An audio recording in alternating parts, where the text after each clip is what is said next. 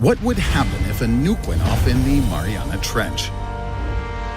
This is the Tsar Bomba, the nuke that Soviet leader Nikita Khrushchev promised to show the West during the Cold War. 58.6 megatons of sheer, unadulterated power, with a subsequent blast wave that circled the globe 3 times. And this is the Mariana Trench, the deepest crack in the Earth's surface, a canyon almost 7 miles or 11 kilometers deep, up to 3 miles or 5 kilometers wide, and completely filled with water.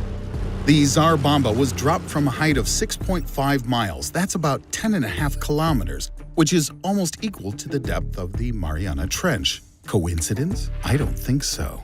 So what happens if we drop a nuke into the depths of the Mariana Trench for a good and proper kaboom?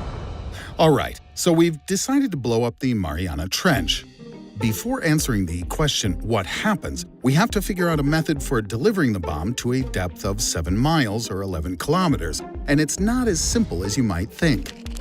After all, the density of water is 1 gram per cubic centimeter, which means that at these depths, the water pressure will reach 110 megapascals, which is 1,100 times normal atmospheric pressure. For our purposes, this means that a nuclear bomb with the standard outer layer of lead will simply get crushed flat, without detonating, of course. The amusing but lackluster end result would be a giant uranium pancake, 130 feet or 40 meters in diameter, ending up at the bottom of the Mariana Trench. This pancake will emit radiation for centuries, as the half-life of uranium is 2,000 years.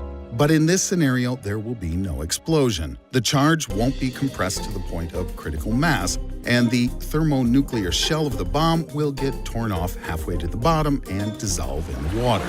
So let's say the bomb will be lowered down inside a bathyscaphe. That's a deep-sea submersible designed to withstand high pressure and, optionally, be remotely controlled. In this case, we're gonna get our bang.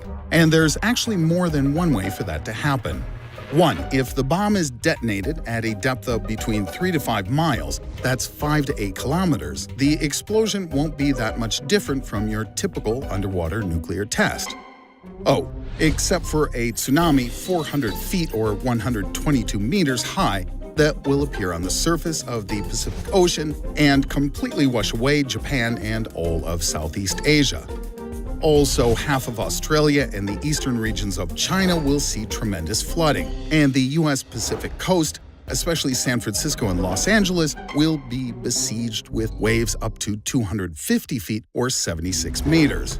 Other corners of the globe will get their share too, albeit somewhat milder, relatively speaking. Also, the background radiation in the Pacific will rise slightly for a few days before going back to normal. 2. If the bomb is detonated at a depth of between 5 to 7 miles or 8 to 11 kilometers, or at the very bottom, then we'll have to take into account the fact that the Mariana Depression is located at the boundary between 2 tectonic plates, the Pacific and the Filipino.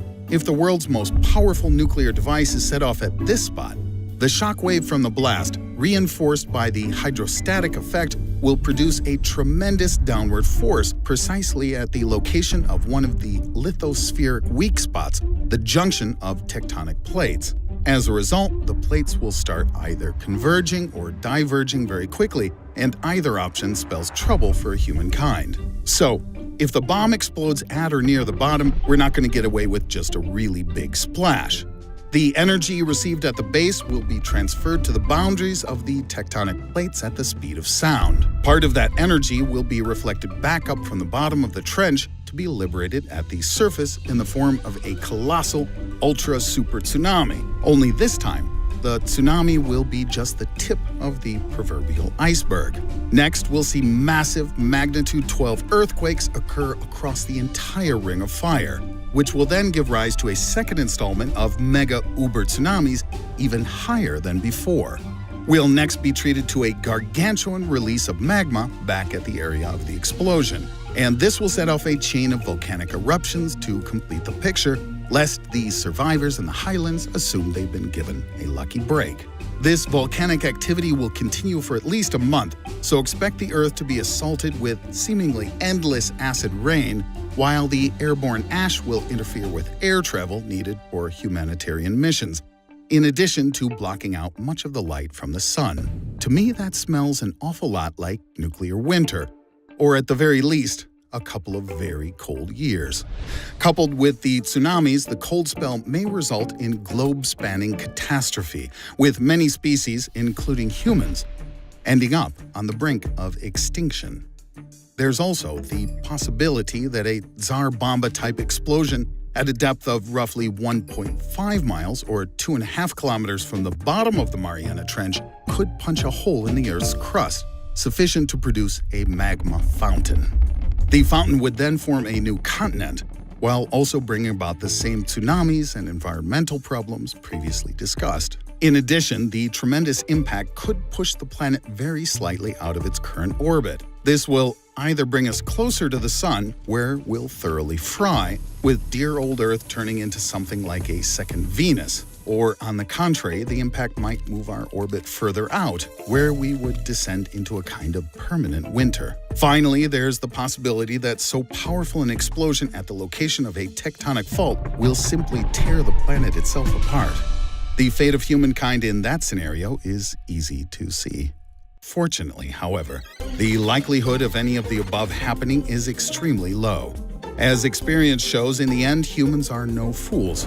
Shortly after the successful atmospheric test of the Tsar Bomba in 1963, the nuclear club countries signed in Moscow a treaty banning nuclear weapons tests in the atmosphere, in outer space or underwater, a safeguard of sorts to prevent future catastrophes.